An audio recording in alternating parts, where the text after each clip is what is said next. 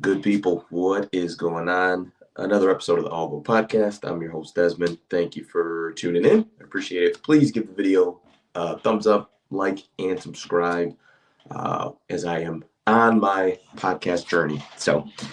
Want to talk about obviously the big news for the Michigan Wolverines is Bryce Underwood has flipped his commitment from LSU to Michigan.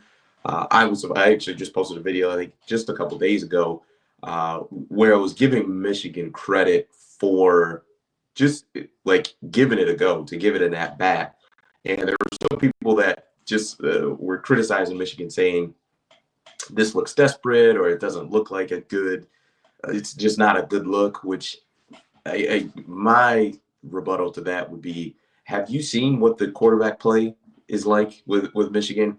I know Davis Warren has looked better these last couple games, but it's been awful this year. And you, outside of you just having 5-star guys littered everywhere on your team, you need a good quarterback. You could have a quarterback who is mediocre if everyone else, you are super talented, way more talented than your opponents.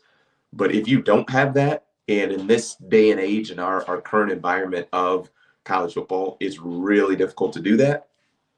So if you're not able to do that, which basically no one is able to do, you not having a quarterback is a non-starter. And Michigan went out and they put the full court press on to get Bryce Underwood. I am someone who was completely wrong in that prediction. Like I said, I even mentioned on that last video, I'm not an insider. I'm not that plugged into recruiting. What I do know is just what Michigan has put on the field, and what LSU has put on the field as well.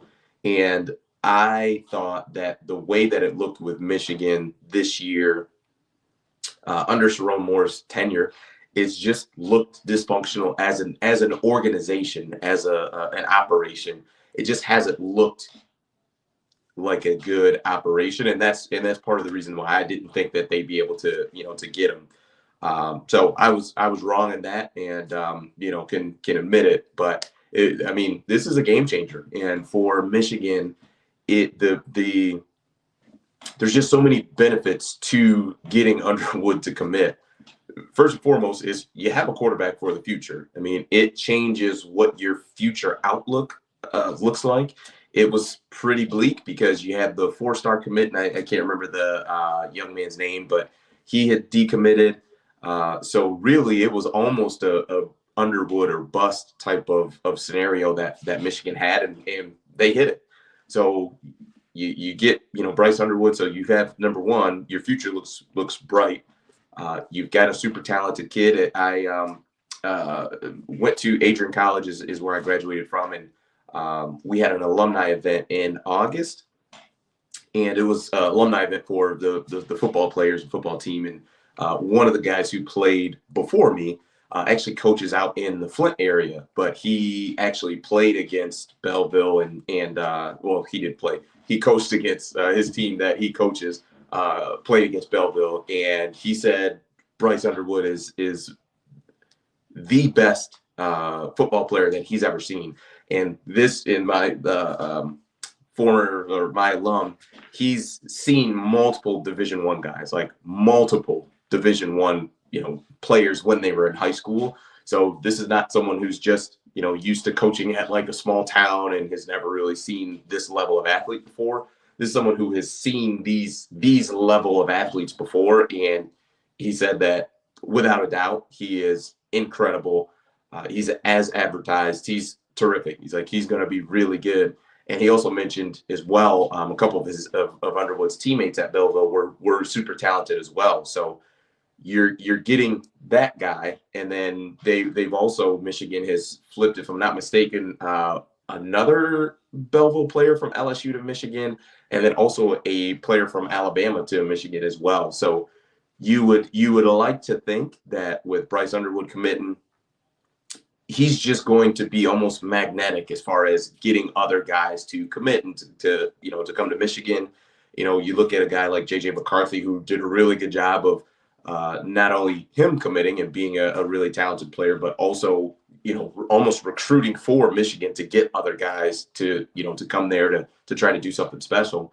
And I would imagine, like I said, I don't know Bryce Underwood from anybody, but you would. It's a possibility. Whether he's super outspoken about it and wants to try to recruit other guys, or just the fact that he's going there. I mean, if you're a young 4 or 5 star pass catcher, it's like, well, I'd sure like to to catch passes from a super talented quarterback, and you got that with Bryce Underwood. So kudos to Michigan. I mean, this was I thought was a long shot, and who knows. But they did what they had to do to get it done, and now the focus needs to be finding a OC who can develop and put Bryce and the other just offensive players in the best position to succeed. I would imagine Kirk Campbell's probably not coming back. I would certainly hope not. I have a friend who's a really big Michigan fan, and pays attention to things to the level that I do not. But he had mentioned keep an eye out for the name Dan Mullen kind of floating around, which I think that would be a home run hire. I think Dan Mullen is a terrific offensive coordinator. Head coach, not so much, but I think as an OC, he's terrific, and I think he'd be a great hire for Michigan and to help develop, Bryce Underwood. So, like I said, kudos to Michigan. They went after their guy and they got him. Like I said, not enough good things can be said about it. It's endless. In this recruiting game, it's just really difficult, and they got it done. So now you gotta, like I said, get that offensive coordinator together, and that offensive staff, if there's going to be any more changes, who knows. But yeah, kudos to the Michigan Wolverines. That is a huge pickup, getting Bryce Underwood. So that is it for me. Appreciate it. Peace.